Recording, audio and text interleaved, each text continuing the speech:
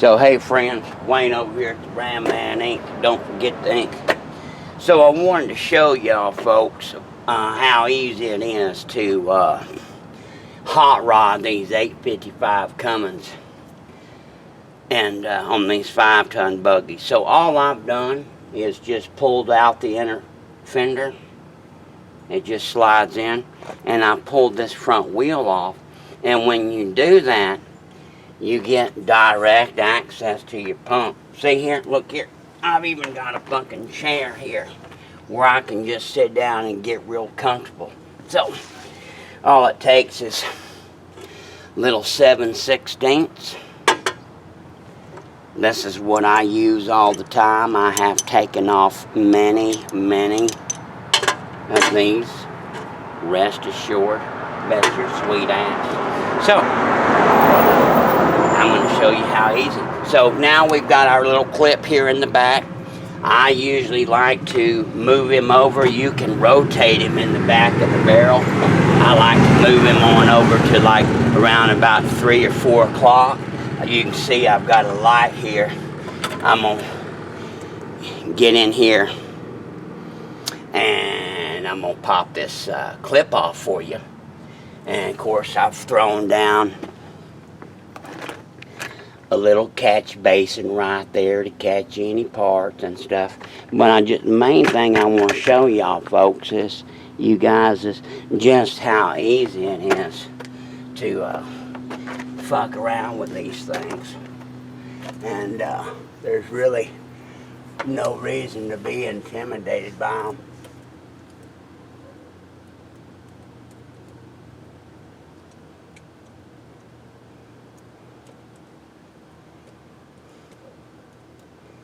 Of course, on camera, there we go. So, we're already done.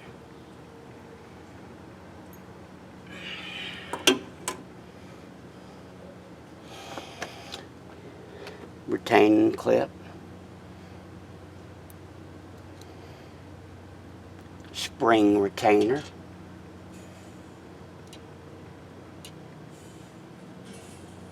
Governor spring.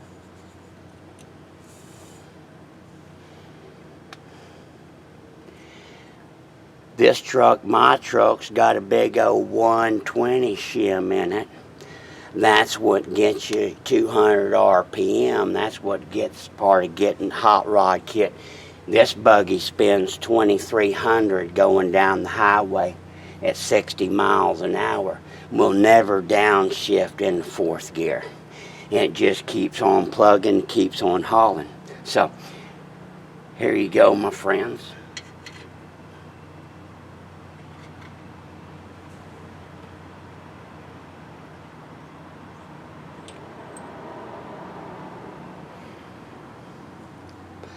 Button, otherwise called idle spring plunger. Idle spring plunger. Number 10.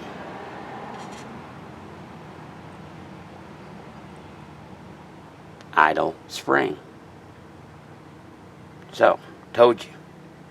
What I'm going to do is I'm going to take the number 10 out and I'm going to drop in this number 5. And I'm going to throw on another 60,000 shim. I make them in 60, 90, and 120. These springs, all color coded, they'll lose a little tension over time, 30 or 40 years, and it takes more shims to get the job done. Of course, back in the day, of course, they're obsolete and everything, you know.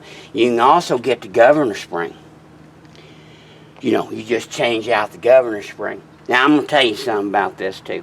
Man, I'll tell you what, it's just like, well, being the Ram Man. Man, I tell you what, I see more characters on these damn forums and shit offering their advice when They really don't know what the fuck they're talking about and all this shit. Talking about these military buggies won't do this and they'll burn up.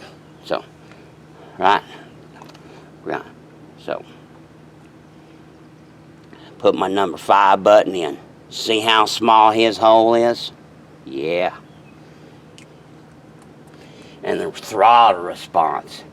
You know, really what you need to do is you need to do 3 things. You need to change the fuel button. We put in the shims, and then you turn your throttle screw. And with those 3 things, it works in conjunction. And you will drastically, I mean drastically, change the attitude of your buggy. You'll be thinking you got you a nitrous kit. You'll be thinking you got you a fucking passing gear. Anyway, you got my point. It will liven things up immensely.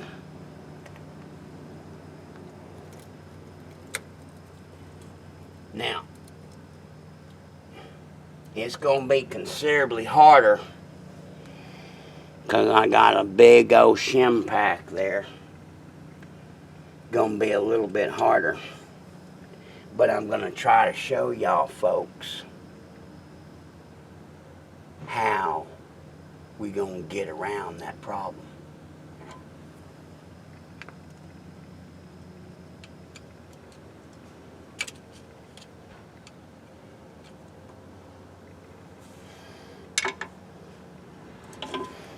Let's see what happens.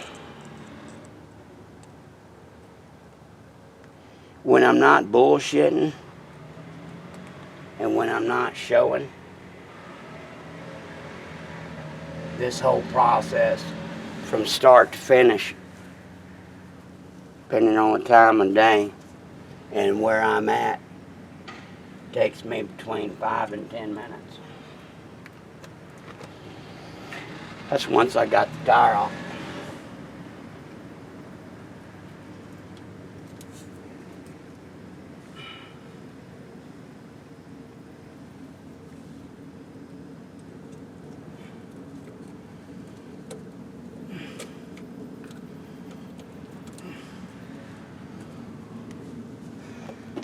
Now, did y'all think that that was fucking hard?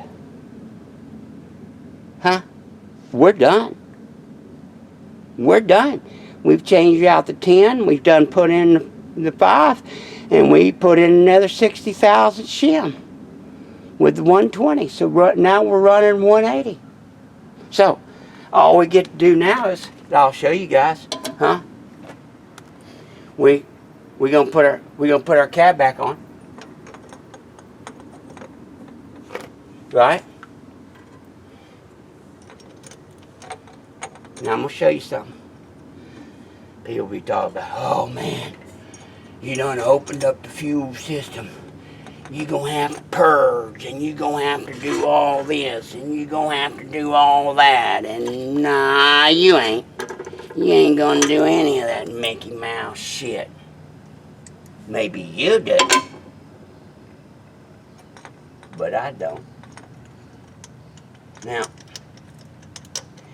I'm sorry if this is taking too long for some of y'all folks. I wanted to do it in real time on the camera to show people how fucking easy this really is. And I'm going to show you. So, we've changed this stuff, putting the cap back on. We're going to snug these down. It's like when you used to work on your motorcycles or your dirt bikes. You remember them side plate covers and stuff?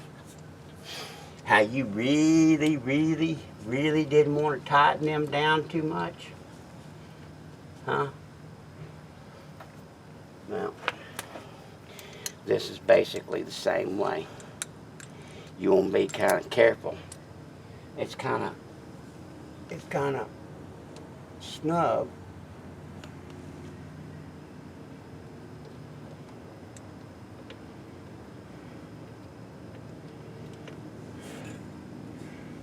Usually I got my mirror with me. Stuck right there. But I didn't want to fool with it today because of you folks. So here we go. We're almost completely done.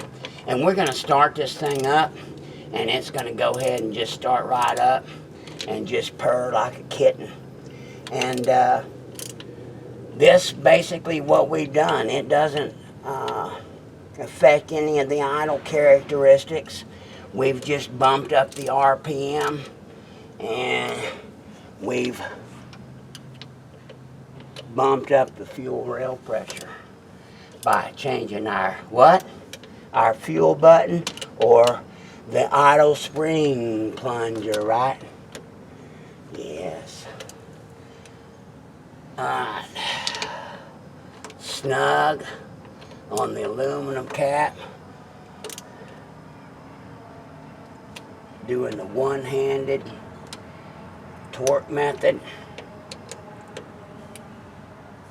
like they taught me in the Army. Okay, she's ready to fire up. This buggy will fire up with no problem. We don't need to purge anything. We don't need to Mickey Mouse with any old shit. All we need to do is just crank her up, and she'll be just fine.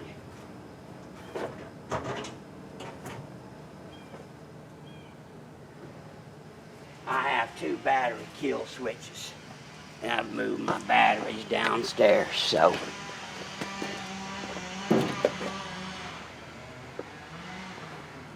Well, looks like somebody's locked me out.